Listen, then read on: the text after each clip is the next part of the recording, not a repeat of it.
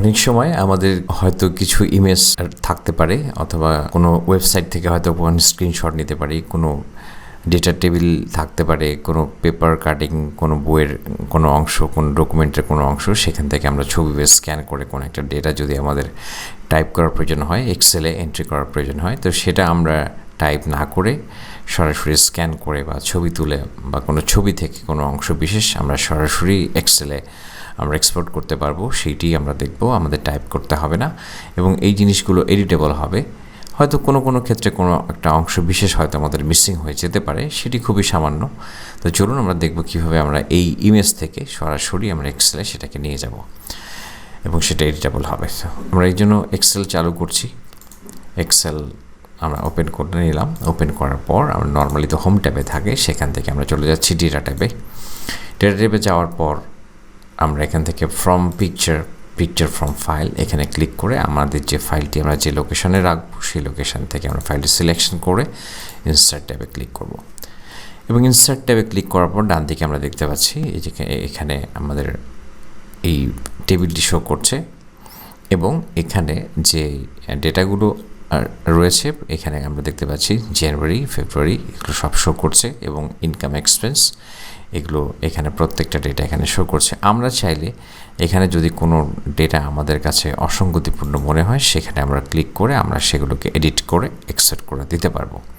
তো এখানে কিন্তু দেখুন প্রত্যেকটা ডেটাকে আমরা চাইলে এডিট করতে পারবো। তো এখানে আমি দেখতে পাচ্ছি যে মোটামুটি সব ঠিক আছে এবং এইখানে ইয়ার যদি আমি এখানে 2003 করে দিই, সাপোজ 2003 করে আমি এটাকে সেলেক্ট করে দিলাম, তো দেখুন এখানে কিন্তু ইয়ার 2023 হয়ে গেল এবং এরপর আমি এখানে ইনসার্ট ডেটা করে দিলাম এবং তারপর এখানে সে আমাকে কিছু সাজেস্ট করছে, তো আমি ইনসার্ট এনিওয়ে দিয়ে দিলাম, পুরোটা চলে এসেছে। তবে এখানে কিন্তু একটু মিসিং হয়ে গেছে, তো এটি আমাদের মাথায় রাখতে হবে। কিছু ডেটা তো মিসিং হতেই পারে, যেখানে আমাদের এতগুলো ডেটা টাইপ করা থেকে আমরা নিমিষেই আমাদের ডেটাগুলো চলে আসলো, এই যে ডাটাগুলোকে আমরা এডিট করতে পারছি সেখানে তো আমাদের কিছু ডেটা মিসিং হতেই পারে।